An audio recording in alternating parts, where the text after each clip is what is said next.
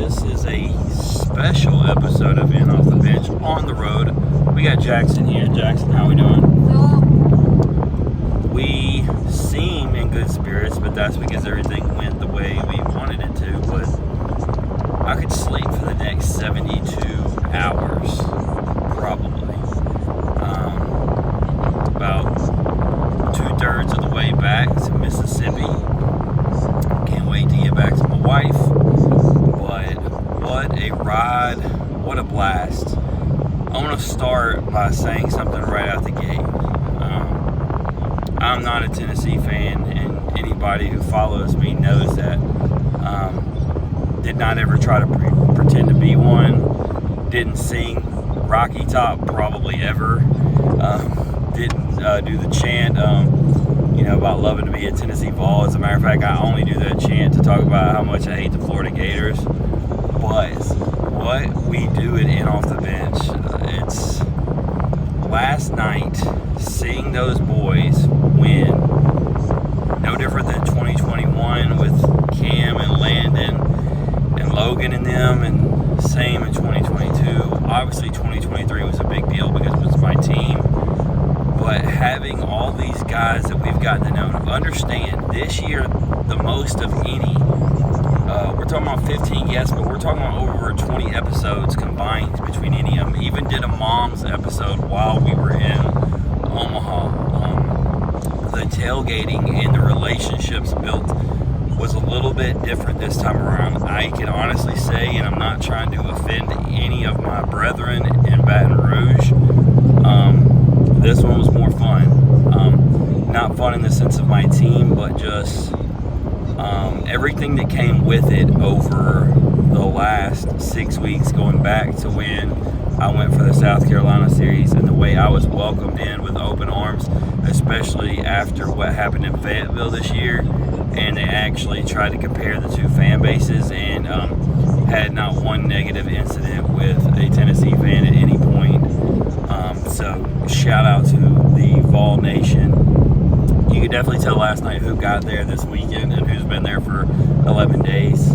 Some of us were dragging, but they come in. It's a beautiful scene. Bringing the trophy to Carly Beam. Shout out. It's not like it was Drew carrying the trophy either. Just shows what she means to that team. Seeing the moms huddle together and cry. I was loving it, even though I had no energy. And really, the only reason I had an energy boost was because Lindsey Dryling came to me and says, "I cannot get my son inside. They are mobbing him out there. He literally was the only player that hadn't came in the building yet. Can you please go get him?" Well, if you know anything about me, opportunity to do security, help a mom out, take care of one of the players, let's go. So I go out there, tell everybody back up, tell Dylan his mom requests his attention now. He tells them they got to go, which shows mom is priority.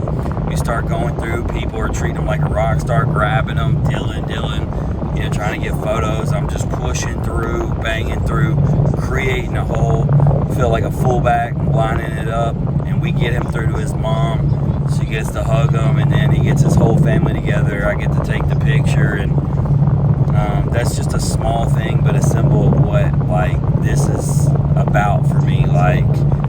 Taking care of them, the relationships I build with their families, and he messaged me this morning thanking me, and even on the other side, right? Jay Slaviolette texted me this morning thanking me, and already said he's going to be lining up the guests because the off the bench effect is real.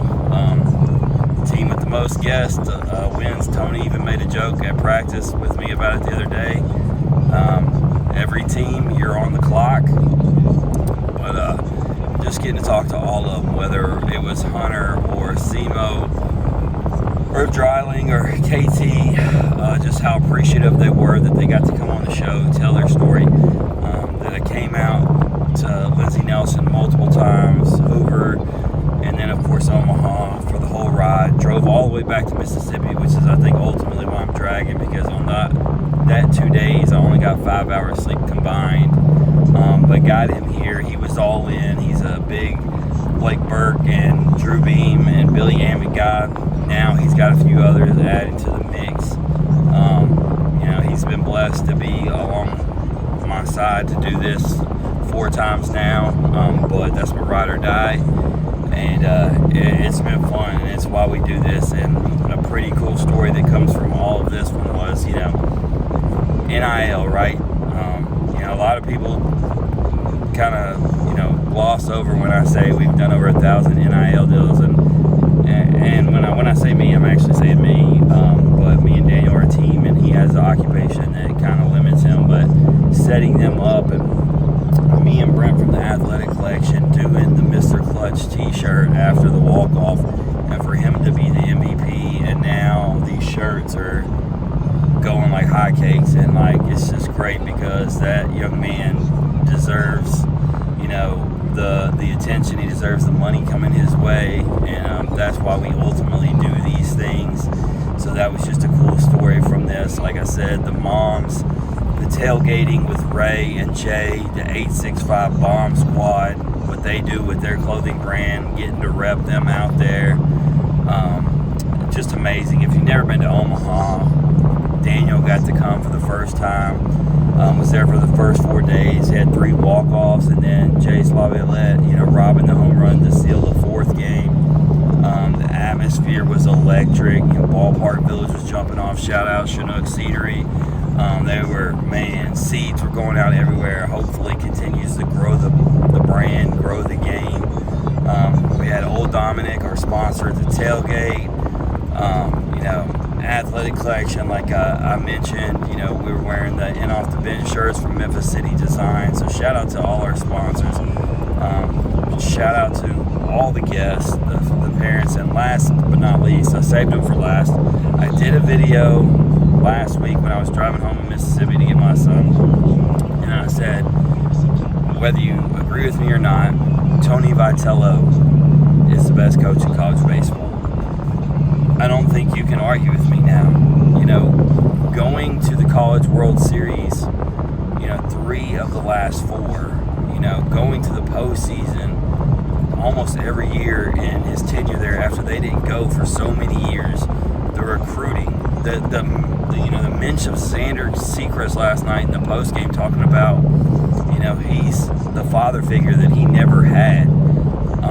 The guests that we've interviewed that have talked about they left there, but he helped them figure out their destination.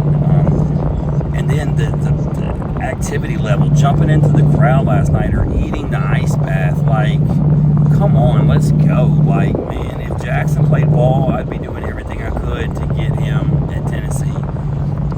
But man, proud of them. Tony V, you're the man. Look forward to seeing, who goes in the draft and who stays, what happens in the portal. Those who are committed, it's gonna be real interesting. It's gonna be a wild ride, but I'm here for it. Just like last year, just can't say enough about this team. Can't say enough about Omaha. And I will say this: I did a tweet. It didn't really get much attention, but the 2 best teams played in Omaha this year. And the significance of me saying that, I've been there the last 4 years. That is not the case. In 2021, the 2 best teams were Mississippi State and Texas. You can ask the Mississippi State players, they will agree with me. So if you don't agree with me, you're wrong, and they'll tell you you're wrong. 2022, it was Ole Miss and Arkansas. Undoubtedly, shout out to Oklahoma and everything, but Arkansas put the fear into the Rebels. 2023, Skeens, Louder. Wake had already beat LSU once. You had to go to extra innings.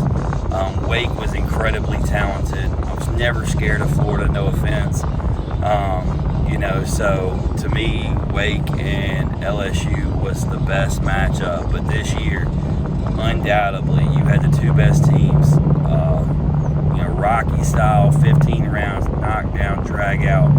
And the fans got what they wanted. You've seen the increased TV ratings. You've seen all the stadiums with the new attendance records. College baseball's growth is tremendous, and it's only going to keep going up. Those who say this is ruining this and that's ruining that, well, apparently not. And, you know, I'm not the biggest fan of the transfer portal sometimes. Like LSU, I do not know who our team's going to be. But you look at a guy like Billy Amick, who just got his title, and he was a big part of the team. And you look at LSU last year, obviously, with Skeens and Tommy White. Like, so, you know, it's part of the game, and the guys are being big parts of why they're winning. And what's wrong with that? At the end of the day, man, these guys are trying to win a championship. They are trying to grow their stock as they go into pro baseball, which is their ultimate dream. But this is the end of my little drive episode. But shout out to everybody who listens to In Off the Bench. We'll be back. We're going to take like a week or so break. We're going to be doing, of course, talking to some baseball guests that were in Omaha, not on Tennessee. We will be talking to some of the guys from Tennessee.